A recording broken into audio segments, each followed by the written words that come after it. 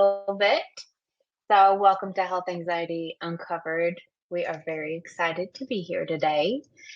We will be going over our introductions. We'll be defining health anxiety. What is it? Why are we here?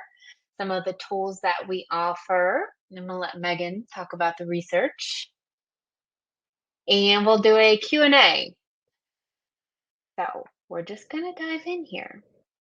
And really quick to chime in, if anybody would like to ask a question anonymously, feel free to switch on the anonymous option in the chat. Yes, thank you, Megan. So you'll notice on the bottom, and I did forget to say, there's the question mark, and you can hit that. And then there's also the chat, and you can raise your hand if you've got any questions as well. And we'll get to those. So, why start this group? So, as counselors, we definitely saw a need for a space, not only just a space, but a safe space, a community that combines education and connection. As humans who have experienced this ourselves, we saw this need for a judgment-free support zone. Go ahead, Megan. Yeah, I mean, we also started this group because we realized that so many people carry this weight of health anxiety, and usually it is silent. Questioning their symptoms, battling body image concerns, feeling overwhelmed by the constant flood of health information on social media. What should you look like to look like this? What should you eat to look like that? Or what should you be doing to be a better version of yourself? We'll talk more about that in a few, but those are some reasons why we started this group. Yes, I'm going to chime in again because we are licensed therapists, and anxiety versus health anxiety. We're noticing that health anxiety is increasing and it is becoming more common, and we're not talking about it. So, we're starting this group and we are so excited. So, we are glad that you're here, and we're going to tell you a little bit more about ourselves. Megan's going to go first. I am. Oh, I'm excited. Well, hi, my name is Megan. I am an LPCA here in Kentucky. And though body image problems is not necessarily one of my specialties, it is something that I am very interested and passionate about, as I myself have also dealt with body image insecurity. I have struggled with parts of health anxiety as well. And through this whole process, I've learned a lot, and I look forward to being able to share that information with you all. Yes. And I know Megan and we are therapists. We want to remind you that this is not a substitute for therapy. This is a peer support community. And just with that, thank you, Megan, for your introduction. I'm going to be very vulnerable and share today because we're human, we're authentic, we're here to connect. 18 years ago, I don't even know if Megan knows this, my body did reach a breaking point. Um, Years of health anxiety led me to emergency surgery that forced me to face the reality of health anxiety, mental health. Oof, sharing that just, it's just great to share. See? So, in Kentucky, there were no eating disorder specialists or health anxiety specialists, no dedicated treatment centers, no structured resources to help through that recovery. So I was left to navigate it's the second deadliest mental health disorders alone. And so we want to bring people together. We want to connect. And this is a little bit about me. So I entered the counseling field to help others. So they would not have to feel alone as I once did. And so now I am a member of the Kentucky Counseling Association, or KCA, and IADEP. And IADEP stands for the International Association of Eating Disorder Professionals. So that's why we are here. That's who we are. And yes, we'd like to get to know you all a little bit better. What's health anxiety? What is health anxiety, Emmy? Health anxiety can be defined in different ways. It's going to be different for everybody, but we found these two definitions. It can be categorized or characterized by intrusive thoughts about our health, hypervigilance to bodily sensations, what is going on in our body, our feelings, that can lead to maladaptive coping behaviors, such as Megan's going to go into those. These behaviors often provide only temporary relief and may, in fact, reinforce this cycle of worry over time. And on that note, it involves a persistent and excessive worry about having or acquiring like a serious medical condition. And individuals with health anxiety may interpret normal or minor bodily sensations as indicators of severe illness. To put those two sentences together in an example, I have a headache and I'm afraid that I might have a brain tumor, or I am afraid that something is seriously wrong with me. And on that note, this occurs even when medical evaluations have ruled out serious diagnoses too. So, health anxiety can also connect to body image problems and eating disorders, especially when it comes to these like more normal or minor bodily sensations. Why does my body look like this, but theirs looks like that? They must be healthier than me. How do I become healthier? Questions like that tend to send people into anxious, spiraling thoughts. Mhm. Yes, especially that, right? How can I be healthier if I'm not already healthy? So, health anxiety. Here are some common symptoms of health anxiety, which include our cognitive. Ah, gotta get my brain. Here, we've got our brain, our cognitive, right? So, this is where we're thinking. What are we thinking about? Are we worrying about having or developing a serious illness like Megan was talking about? Does it run in our family? Is that why we're worried? Are we feeling it? Is that why we're worried? Do we have difficulty accepting reassurance from doctors or medical tests? Or are we not even there yet? Are we too anxious to go to the doctor or to pick up the phone and make an appointment? And We on will that note, have, that kind of gives good segue into behavioral as well, yes. because not only could it be seeking repeated medical tests or second opinions, but it also could be like the avoidance of getting those medical tests or opinions in the first place.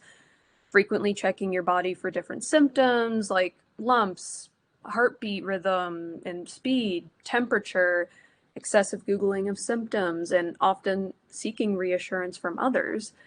The behavioral and cognitive aspects can really tie in together, and they also can contribute to physical symptoms, which, Emmy, would you be able to tell us more about that?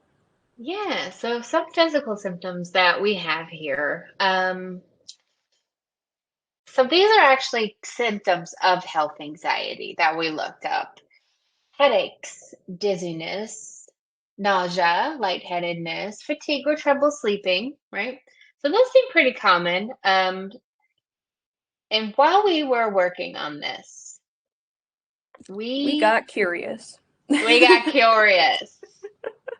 Megan said, "Let's put it in Google." See what comes up. What happened, Megan? What did we find? So, we put in the physical symptoms that we found that, and what you see on the screen is literally the symptoms from the last slide. What we found are these conditions that match these symptoms. First one being chronic fatigue syndrome, tension headache, of course, generalized anxiety, migraine headache, fair. What were the other two, Emmy, that you were really interested in because we didn't even know what it was? Mm-mm. So this can show us how if we Google one symptom, we're gonna get things like labyrinthitis. I have labyrinthitis? What is that? And viral gastroenteritis. And so what are we gonna do next? Like we talked about on that last slide, right?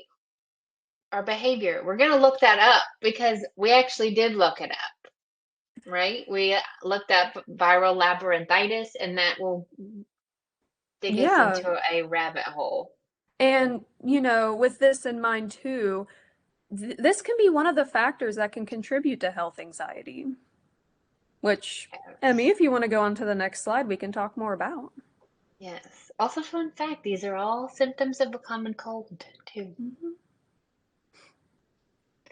So, yes, different factors that can contribute to health anxiety. Here's just a few. If we do have a past illness, right, ourself or others, even our family members, we may have high sensitivity to body sensations. We're just very aware of ourselves. We may have learned behavior from caregivers or media. And I'm going to give this one to Megan because Megan works with our media and she's more familiar with this. Yeah, and we talked a little bit about this in the beginning, but people online may say things like, oh, well, these symptoms were because I had this, or these symptoms was or were because I had that. And these behaviors, or if you take this vitamin, you're able to feel better and solve this problem completely. If you take this supplement, you don't even have to worry about having anything like that in the future. Learning about these different things without a full medical source behind it, as well as like your own personal doctor's opinion, can be very dangerous. And continuing on, another factor is, well, to contribute to health anxiety is difficulty tolerating uncertainty. Because sometimes Yes. health can be uncertain, and that's where sometimes these reassurance behaviors, such as this vitamin, this supplement, this food, or actually, I don't even have to go into a doctor, I can just look it up. It all creates sort of a cloud of uncertainty without any concrete facts to base your thoughts off of.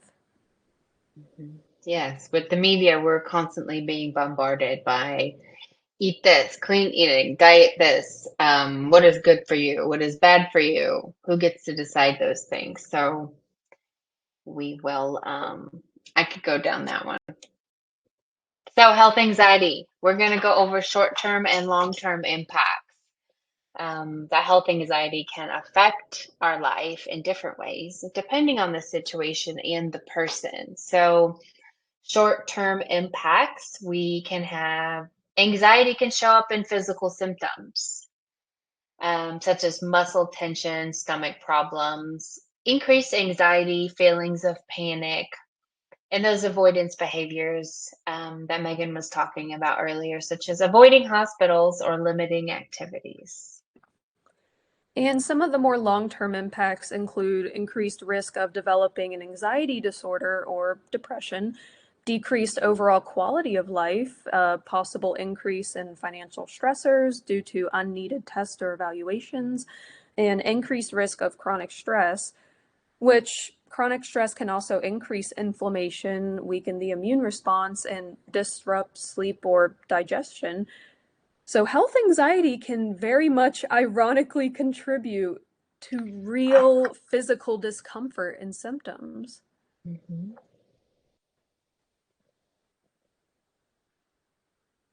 Oh, why are we here? What can we offer, right? So, tools that we can offer here in our circle community, our health anxiety community. We are going live with this first month free, but there is a membership that offers supplements that supplements your individual therapy with ongoing psychoeducation and community support. We really want to build the community and connection. Educational and supportive format. It's not like we said earlier, this is not a substitute for personal therapy. Um, we will have monthly themes. reliance and self-compassion with brief educational segments and guided mindfulness exercises. If you see a theme that you're excited about or that you have input on or resources, send those to us. If you've got input on a monthly theme that you want to see, let us know.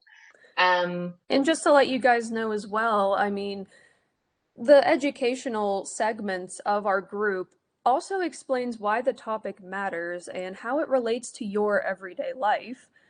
Like Emmy said, if you guys have any suggestions and it's something that you think would be beneficial for the whole group, absolutely let us know and we can talk about it. these will all be research backed, right? Group Mm-hmm. format reduces isolation, enhances motivation, and fosters skill acquisition over time. And Megan's going to talk a little bit about some research about how and why groups work. Yeah, absolutely. I would love nothing more. So, overall, research shows that group-based approaches can reduce feelings of isolation and enhance motivation for change. And honestly, the benefits can be comparable to individual therapy. However, once again, I do want to emphasize that this group is not meant to be individual therapy or group therapy. It is a support group and is meant to supplement individual therapy. But CBT, or cognitive behavioral therapy for health anxiety, showed a large effect size in this study that we found, with benefits lasting up to 6 to 12 months after treatment, meaning that it was effective for the people that entered into the study. And 2/3 respond to the group. About 66% of people reported meaningful improvements, and about half achieved full remission after CBT for health anxiety.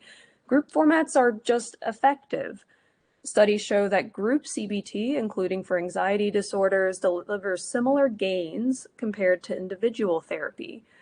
And mindfulness practices integrated into group content draw on evidence indicating improvements in mood and anxiety symptoms when delivered in a group format.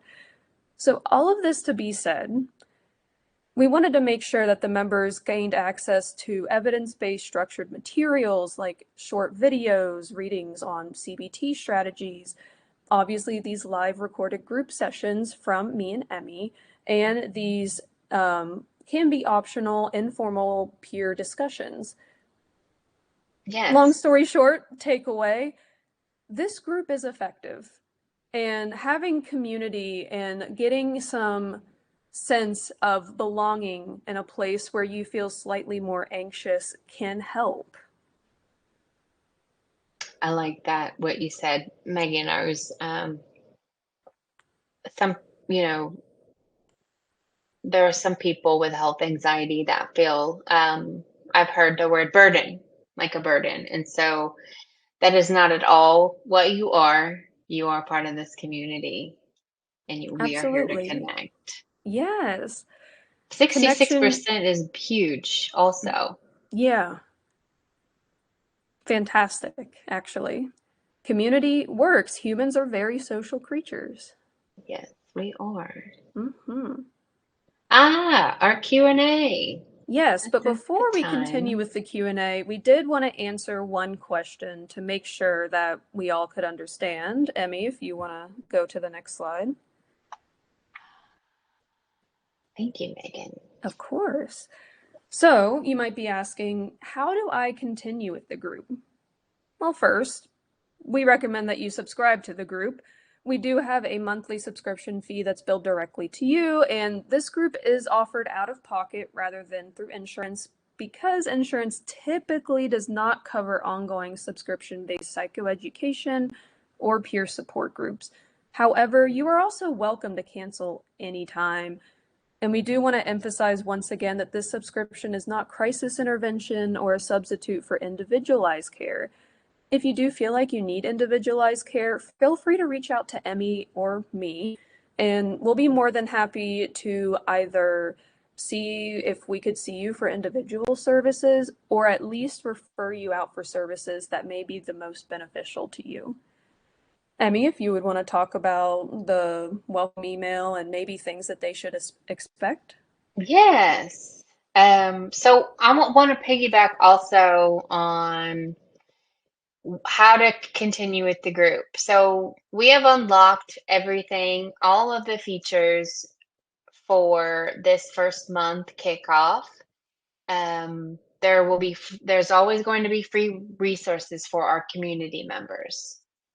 Um, so I just wanted to mention that. So you can explore, welcome yourself, introduce yourself. We want to say hello, and we want to put a face to your name. So yes, with that, watch out for a welcome email. So when you subscribe, you will receive a welcome email with instructions for accessing the group sessions. If there's live links or recordings, we are going to have our calendar of events. We'll have suggested reading or handouts hosted on our secure portal and guidance on using any online discussion forums or chat features. So, if you're able to, feel free to scan the QR code to look into the paid membership or explore on our page on Circle for more information on signing up. However, if for some reason you're unable to scan the QR code or you can't find the page on Circle, we do plan out sending either an email or an announcement, depending on what we can find will work best, with a link to the paid subscription so that you guys are able to see if it might be right for you. Thank you, Megan. Of course. Give everyone a second to scan that. Yeah, absolutely. Oh, myself too.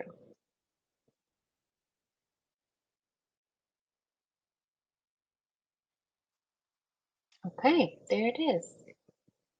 So yeah, create your account and from there.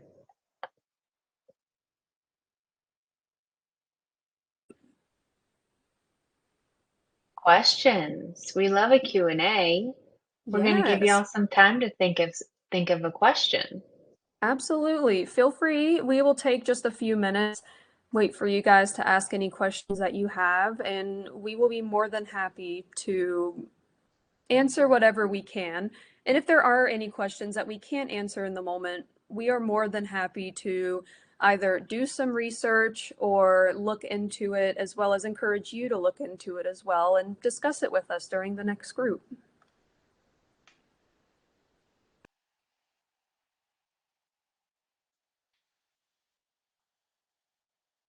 We're just giving everybody a couple minutes here. You want to hit that question mark? We will see it on our end. I got a good question. Someone anonymous. Anyone else?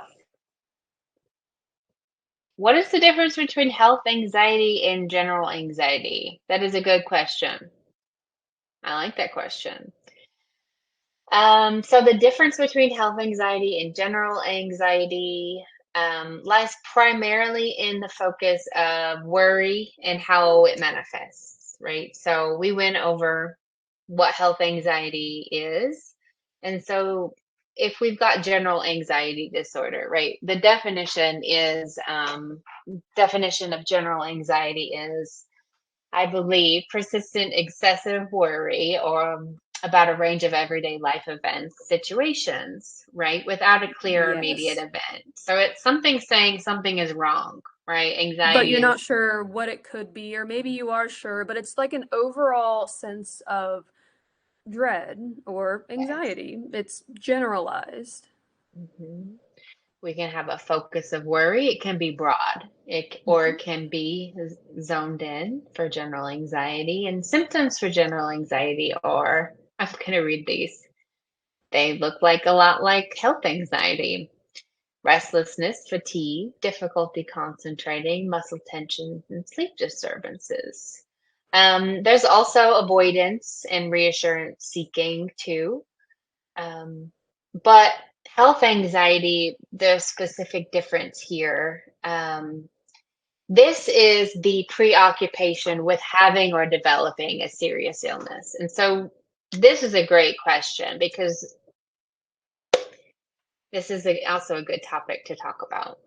Um, so yeah, any other questions that I hope that answered your question. Okay,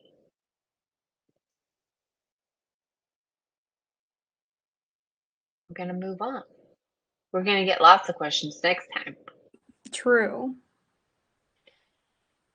So, if you guys have any other questions, and it could be about health anxiety, or if you have any questions specifically about receiving individualized care or for wanting a referral, resources, feel free to contact our office. You can give us a call or you can text us for more information at 859-687-7007. We have wonderful administrative staff who are more than happy to help you. And if they are not able to help you, then we are able to also step in and we will find a way to help you out in the best way that we can. Yes, thank you, Megan. Is that our last slide? Okay, so there's something that I wanted to, I know we're here, we still got a few minutes left, but in our second week, we will be doing an activity. It will be an interactive and experiential group activity. And so we actually want to provide you with tools, applications, and skills. This was our orientation today and our welcome, and we are so glad to have you here. Megan, were you going to say something? Nope, I'm just listening to you talking about some of the skills that we'll be learning, and I'm really excited for next week as well. So this will be this. We've already got some questions. Is this going to be recorded? Yes. Ah, another question. Let me see if I can get to that. Oh, okay. What could be one skill that we can use as an example? Okay, that's a good question. A skill. I like this. Megan, do you want to answer? Yeah, so it really depends on comfortability and what works best for you, as some people work really well with some skills and then other people don't work as well with other skills. One skill that we always recommend is learning something that keeps you in the present moment. So, this is something that we can definitely talk more about next time, but what is something that allows for you to be in the present rather than in the past or thinking about the future? Something that allows for you to keep your attention and on what's in front of you, something that could ground you. Emmy, if you have any suggestions as well, feel free to share. I am. I've got these stickers that are textured. So this one has scales and you run it down. This one doesn't. Always the same, be where your feet are. And put them on the ground and look at your feet. What about you, Megan? One skill, funny enough, even though it's not necessarily known as a skill, is painting my nails. I Because like for that. some reason it keeps me in like the moment, and then whenever you're sitting there, you have to focus on like where the paint is going, and you want to try to make it neat and you know be present. Love that. hmm And sometimes the smell can definitely knock you off of your tracks because some nail polishes are more strong than others. But nonetheless, it definitely helps with keeping you just focused in the moment rather than thinking about many different things. Yes. And these are some mindfulness strategies that I think Megan is hinting at for next week. So we know you all have lives. We want to thank you for just taking the time to be here for this welcome, this kickoff. And we look forward to seeing you all next week. If we don't have any more questions, these were really good. Yeah. I love being able to talk about this, and Emmy, as always, you're so knowledgeable and fun to run a group with, and I've learned so much from Emmy. So I was So absolutely sweet. astounded when I'm able to do anything with her. So I look forward to the rest of the future groups. And Emmy, if you want to send this off, feel free. I hope Hmm. everybody enjoys the rest of their day. Yes. I forgot one thing. Oh, Before we go, we will be having guest speakers. oh, that's right. Yes. How could we forget? So we'll be I having know. guest speakers come on to talk about more specific symptoms of health anxiety. We've got some body image experts, some dietitians, nutritionists. We've got a whole lot of Yeah, maybe even opportunity fellow and clinicians people. too. Yes, fellow clinicians. Yes. Hmm. Hmm. So yeah, just wanted to share that. But thank you everybody for joining us. We are gonna hop now, and this will be recorded and saved on the community page. So go after this, explore for a couple minutes, say hello, and we look forward to seeing you next week or during our lunch and laugh hours. Yes. Everyone Bye, take care of yourselves. We will see you next week. bye everybody.